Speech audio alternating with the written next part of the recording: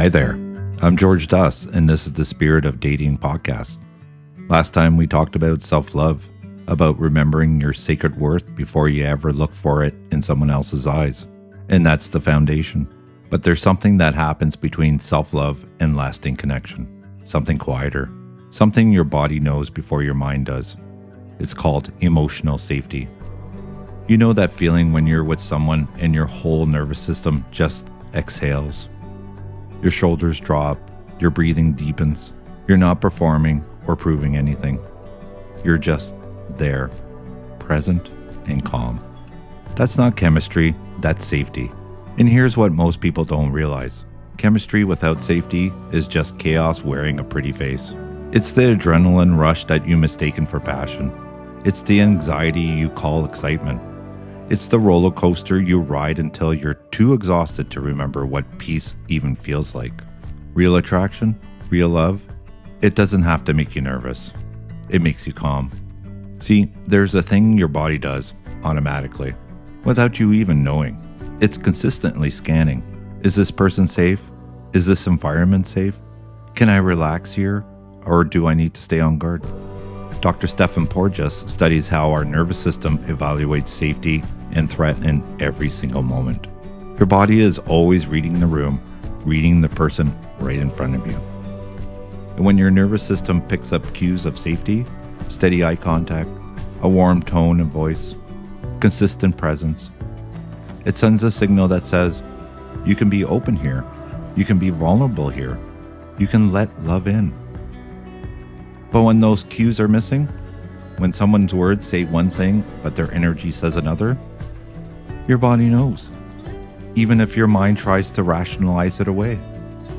That's what we're diving in today, the language your nervous system speaks, the emotional safety that turns chemistry into connection, the calm that lets love actually land.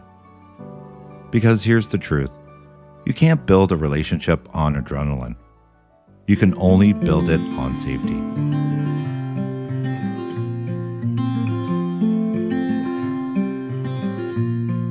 Let me tell you about two people I'll call Rachel and David. Rachel came to me for a reading about 6 months into seeing David. On paper, everything looked good. He was successful, said all the right things, texted consistently, but something felt off. I don't know why I'm so anxious all the time, she told me. He says he cares about me. He texts me every day, but I never feel like I'm actually relaxed around him. I asked her to describe what happened when they're together. She paused. Then she says, he's always on the phone. Even when we're talking, he's checking messages. And if I bring it up, he gets defensive, tells me I'm being needy, or that I don't understand how busy he is. I pulled a card, 7 of Swords. Evasion, withholding. The card that shows up when someone's not being fully honest. Not necessarily lying, but not showing up fully either. Your body is trying to tell you something, I said. You're anxious because you're not safe. Not physically unsafe, emotionally unsafe. And your nervous system knows it. See, Rachel wasn't being needy. She was just being human. Her nervous system was doing exactly what it was designed to do. Detect that something was missing. Presence. Attunement. Consistency. That's the thing about emotional safety. It's not about grand gestures. It's about the small moment-to-moment cues that say, I'm here, I see you, you matter. Dr. Sue Johnson, who created emotional focus therapy, talks about this with couples all the time. She has this acronym, ARE. Are you accessible? Are you responsive? Are you engaged? David failed all three. He was physically present, but emotionally absent. He'd respond to Rachel's texts, but really never listened to what she was saying beneath the words. He was engaged with his phone, his work, his own life, but not with her. And Rachel's nervous system registered every single one of those cues. Now, I need to be honest here. This isn't just a woman's experience. I've lived the other side of this. I can't tell you how many times I've been on the phone with a woman I've just started seeing. Fully present, no TV, no scrolling, just listening. And I can hear her doing dishes, typing, half watching something, multitasking. And look, I get it. We're all busy, but present isn't about having hours of free time. It's about choosing where you are when you're there. It used to drive me crazy, but I stayed quiet. Mr. Nice Guy. Didn't want to seem demanding. Didn't want to be that guy who needed too much attention. But here's what I learned. Asking for presence isn't needy. It's having standards. Now, if I'm on the phone with someone and I can tell they're distracted, I'll say it. Hey, sounds like you got a lot of stuff going on. Why don't you call me back when you can actually be here? Not anger, not punishment, just clear. Because high value men and high value women don't settle for half presence, and they don't offer it either. That's the standard David wasn't meeting. And honestly, it's a standard a lot of people aren't meeting, regardless of gender. Look, we've been all guilty of this shit at some point, but once you recognize it, you can't unsee it. Now here's where it gets deeper. Rachel wasn't just anxious because of David. She was anxious because this pattern was familiar. Her dad was the same way, physically there, but emotionally distant. Always working, always distracted. She learned early on that love meant waiting. That connection meant managing someone else's unavailability. So when David showed up with the same energy, her nervous system recognized it. Not consciously, but deep in her body, in that primitive part of her brain that stores every early experience of safety and danger. And she stayed, not because she didn't know better, but because her nervous system was trying to resolve something from her childhood, trying to finally get the attention and presence she never got from her dad. That's what Omar Levine calls anxious attachment. It's not weakness, it's not being too emotional. It's your nervous system desperately seeking that sense of safety, that feeling of being seen and met by another person that you didn't consistently get early in life. And we'll be talking more about attachment styles throughout this series, because understanding your attachment pattern is one of the most powerful tools you have in dating and relationships. The breakthrough came when Rachel started asking herself a different question. Not how do I make him more present, but why am I okay with this level of absence? Not what did I do wrong, but what does my body need to feel safe? She started journaling, noticing when her chest got tight, when her breath got shallow, when she felt that pit in her stomach after a conversation with David. And she realized she never felt that way with certain other people in her life. Her best friend, her sister, the guy at the coffee shop who always remembered her order and asked how her week was going. With them, her nervous system relaxed. She didn't overthink every word. She didn't scan for signs of rejection. She just existed. That contrast told her everything she needed to know. 3 weeks after our reading, Rachel ended things with David. Not out of anger, not to punishment. She just quietly chose herself. She told me later, I realized I've been trying to earn safety instead of receiving it. Like if I was just patient enough, understanding enough, low maintenance enough, he'd finally show up fully. But safety isn't something you earn. It's something someone either gives you or they don't. And that's wisdom. Sometimes the most loving thing you can do is to stop waiting for someone to make you feel safe and start noticing who already does.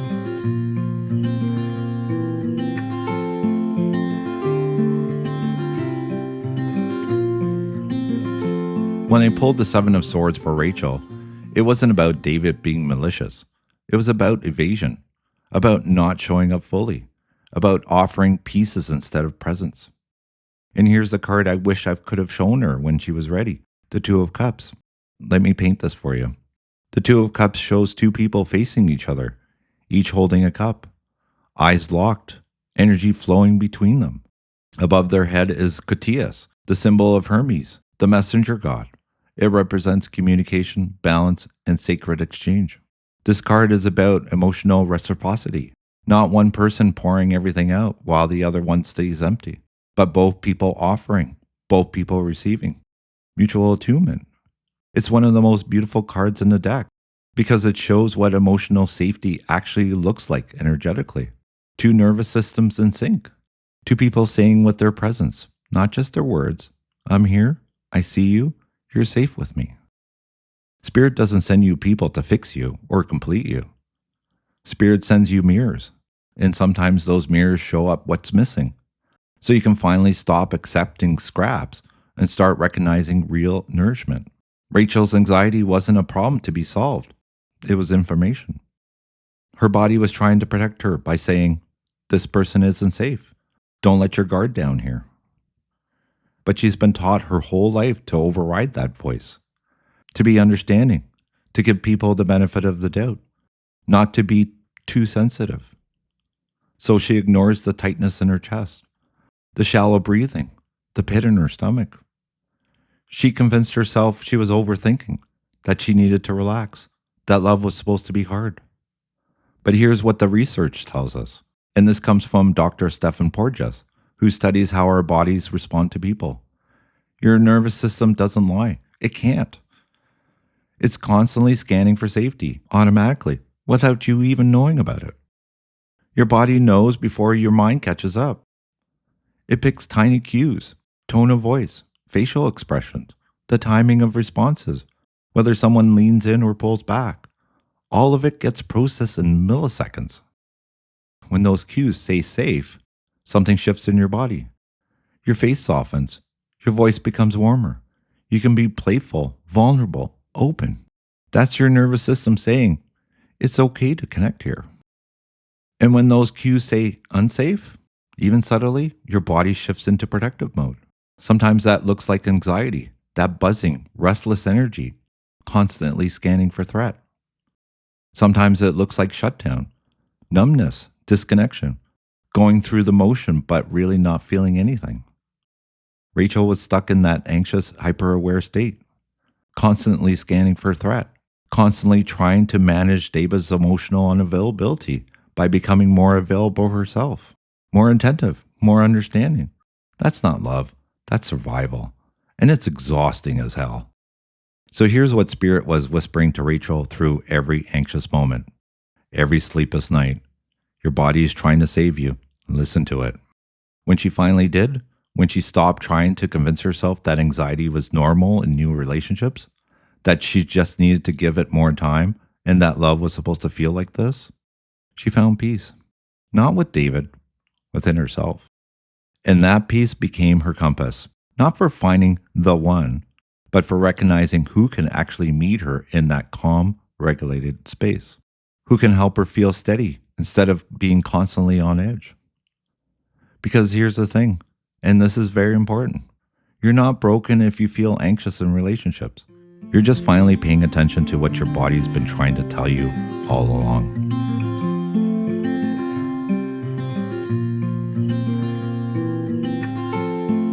Let's talk about what emotional safety looks like through the lens of masculine and feminine energy.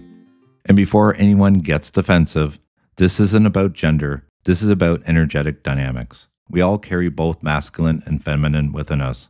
But in intimate relationships, polarity creates attraction. And safety is what allows that polarity to actually feel good. The masculine, at its healthiest, creates the container. It holds steady. It stays present. It leads with calm, grounded energy that says, I'm not going anywhere. You can relax here. The feminine, at its healthiest, responds to that container by opening, by softening, by allowing herself to be seen, to be vulnerable, to trust the space that's being created. Deb Dana talks about this in The Way of the Superior Man. He says the masculine grows through challenge, through mission, through stillness at its core.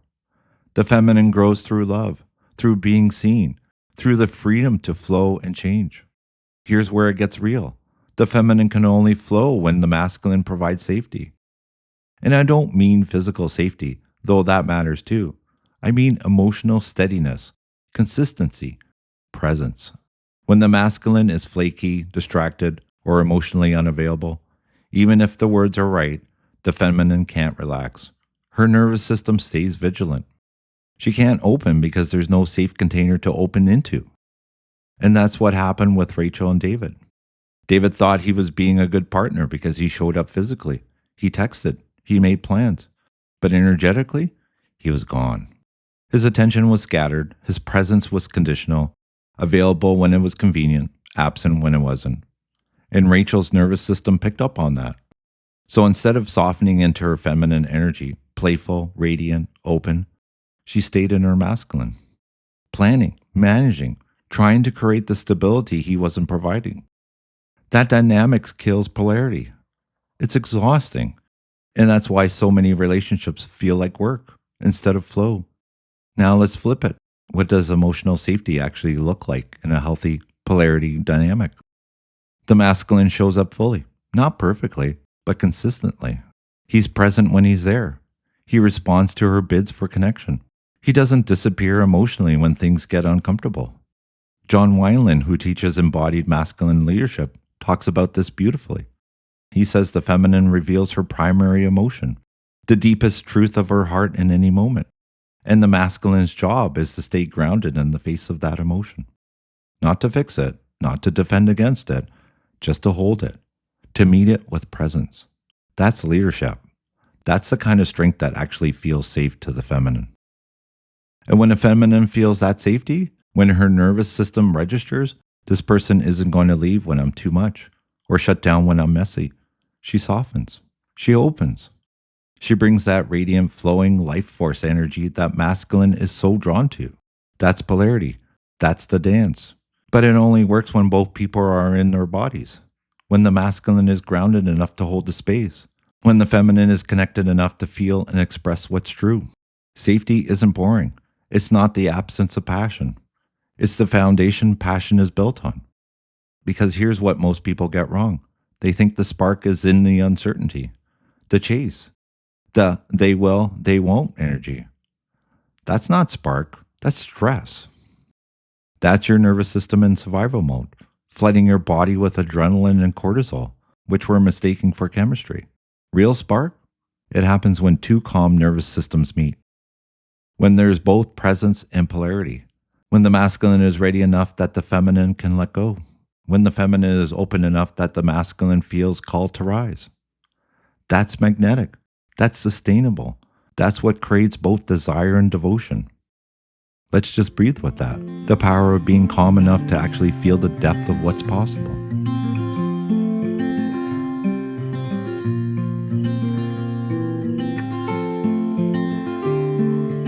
All right, let's make this practical, because understanding the theory is one thing.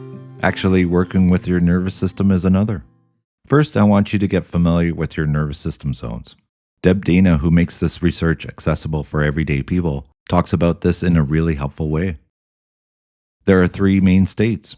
Green zone, this is calm, you're connected, curious, your breathing is easy, your mind is clear, you can be present with others and with yourself. This is where healthy relationships happen. Yellow zone, this is activation. Either anxious, restless, on edge, constantly scanning for problems, or shut down, numb, disconnected, going through the motions. You're not in immediate danger, but your body thinks you may be. Red zone, this is full survival mode. Fight, flight, or freeze. This is where trauma responses live. Most dating and relationship struggles happen in the yellow zone. You're triggered, but not enough to recognize it clearly. So you keep engaging, keep trying, keep convincing yourself it's fine, while your body is screaming that it's not. So here's your first practice, body awareness check-ins. Before your next date or conversation with someone you're seeing, pause. Put your hand on your chest, take 3 deep breaths, and ask yourself, what zone am I in right now? If you're in the green, great, move forward. If you're in yellow, anxious, or shut down, ask, is this about right now, or is this old stuff coming up? Is my nervous system responding to this person or to a pattern? Sometimes you're generally unsafe and your body knows it.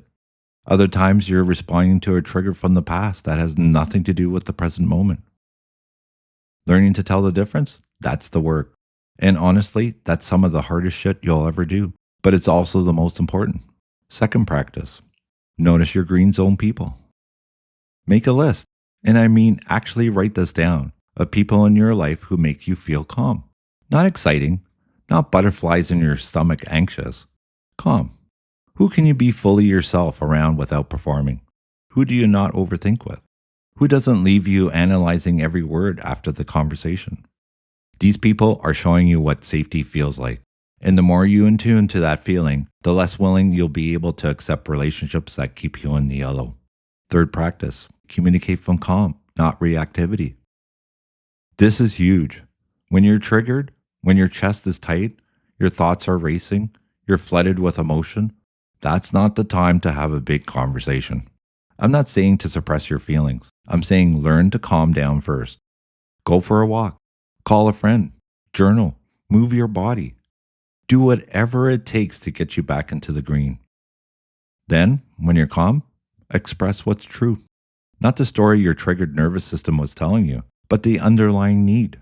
Not with, you never text me back and it makes me feel you don't care, which is your anxiety talking, what we call anxious attachment.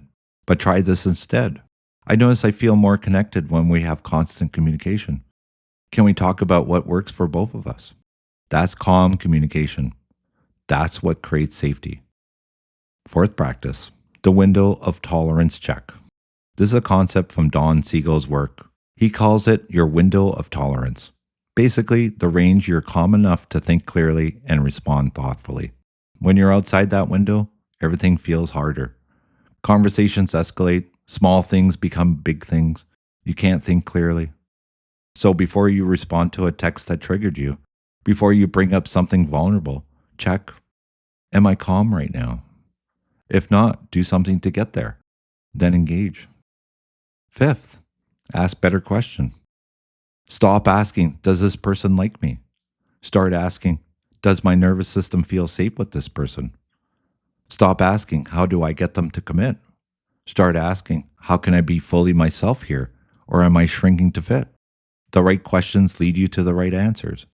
So before we close, just take a second. Notice where you're holding tension in your body right now. Your jaw, your shoulders, your chest.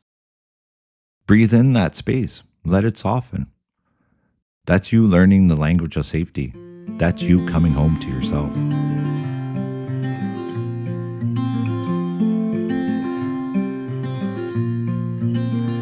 Let's be honest for a minute. A lot of people are addicted to anxiety in relationships. Not because they want to be, because it's familiar. If you grew up with inconsistent caregivers, your nervous system learned that love comes with uncertainty, that you have to stay vigilant, that connection means managing chaos. And now, as an adult, calm feels boring. It feels like something's missing because your body has been conditioned to equate intensity with intimacy. So you're drawn to people who trigger you, who keep you guessing, who keep you just enough to stay hooked, but never enough to actually relax. And you call it chemistry. But it's not chemistry, it's trauma bonding. Your nervous system is trying to resolve something from the past by recreating the same dynamic in the present. And here's the hard truth. You can't heal what you won't acknowledge. If you're constantly anxious in relationships, that's not about finding the right person. That's about learning to recognize what actual safety feels like and letting yourself have it. If you're consistently shutting down in relationships, that's not about your partner being too needy. That's about learning to stay present, even when vulnerability feels uncomfortable. Women, if you're always in your masculine, managing, planning, leading, it's not because you're strong. It's because you don't trust anyone else to hold that space. And that's exhausting. Men, if you're always in your head, distracted, or emotionally unavailable, it's not because you're logical. It's because you learned somewhere along the way that feelings are dangerous. And that's lonely. Both patterns are survival strategies. They worked when you were a kid and you had no other choice. But now you have a choice. You can keep choosing what's familiar, or you can choose what actually feels safe. And here's what most people don't want to hear. You're going to have to disappoint your nervous system. If you're used to chaos, choosing calm is going to feel wrong. Your body's going to tell you, this is boring. This person is too available. There's no spark. But that's not true. That's conditioning. Real spark isn't adrenaline. It's presence. It's the slow burn of two people who are actually available to each other, who can both hold space and take space, who can be vulnerable without falling apart. And if you want that, you're going to have to retrain your nervous system to recognize it as desirable, to let yourself be attracted to calm instead of chaos. That's the real work. So just sit with that for a moment. What if love you're seeking isn't exciting? It's just steady.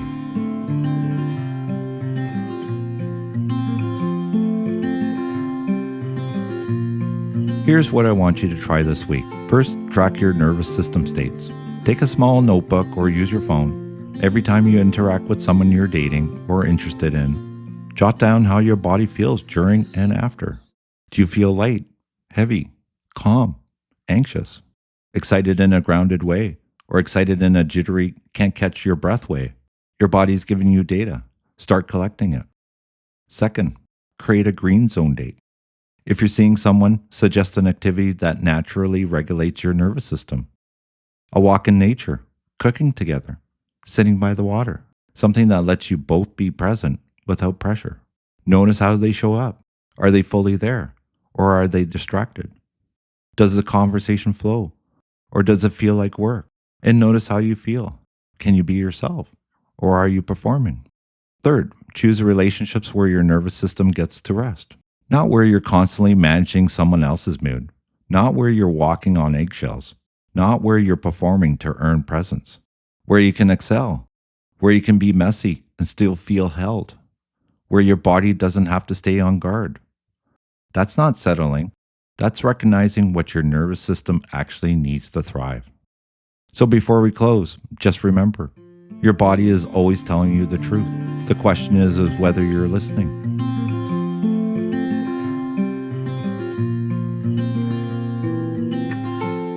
When I think about Rachel now, I picture her sitting across from someone new. Someone whose eyes don't wander. Someone who asks follow-up questions. Someone whose presence feels like a steady hand on her back instead of quicksand beneath her feet. She told me recently, I didn't know how calm could feel this good. I keep thinking safe meant boring. But it doesn't. It just means that I get to actually be here instead of always managing what might go wrong. That's it. That's the shift. Emotional safety isn't about perfect people or perfect relationships. It's about two people whose nervous systems can find each other in the calm, who can help each other feel steady instead of making each other more anxious. It's about recognizing that butterflies you've been chasing might be your body trying to warn you, and the piece you've been dismissing as no chemistry might actually be your nervous system saying, finally, someone I can rest with. So wherever you're listening from, maybe wondering if you're too anxious, too guarded, too broken to ever feel safe in love again, just breathe. You're not broken. Your nervous system is doing exactly what it's designed to do. It's trying to protect you. The question is, are you listening to it? Or are you overriding it to stay in relationships that keep you small? Because here's what I know after years of readings, years of my own messy relationships, years of watching people finally choosing themselves. The love that's meant for you won't make you work for safety. It will offer it freely, consistently, without you having to beg for it. And when you finally let yourself receive that, everything changes. Not overnight, not perfectly, but it changes. And that shift, that's worth everything. And here's your spirit whisper for this week. Safety is in the soil. Visibility is the sunlight. Let that follow you into your next conversation, your next date, your next moment of doubt when your body tells you something your mind doesn't want to hear. Because the spirit of dating isn't about tactics. It's not about playing it cool or manifesting fairy tales. It's about learning the language your nervous system speaks and honoring it enough to choose relationships where you don't have to translate. If today's conversation about emotional safety sparked something in you, I'd love to hear about it. You can share your own dating story, question, or reflection, and some submissions may even become part of a future episode. Every so often, I'll also pull a few cards for listeners who are open to a mini tarot reading on their situation. You can leave a private message right on the website. Just look for the black and white mic icon at the bottom right of the spiritofdating.com website. Your voice may help someone else find their own clarity too. Every story is a mirror, every mirror a map. And if this episode resonated with you, please take a moment to like, subscribe, and share it with someone who needs to hear this. It helps more people find their way to calmer, safer love. This is the Spirit of Dating, real stories, real spirit, real dating. I'm George Dus. You can find me at Dus Tarot for personal readings or connect with me on social media. Until next time, trust your body. It knows what your heart needs.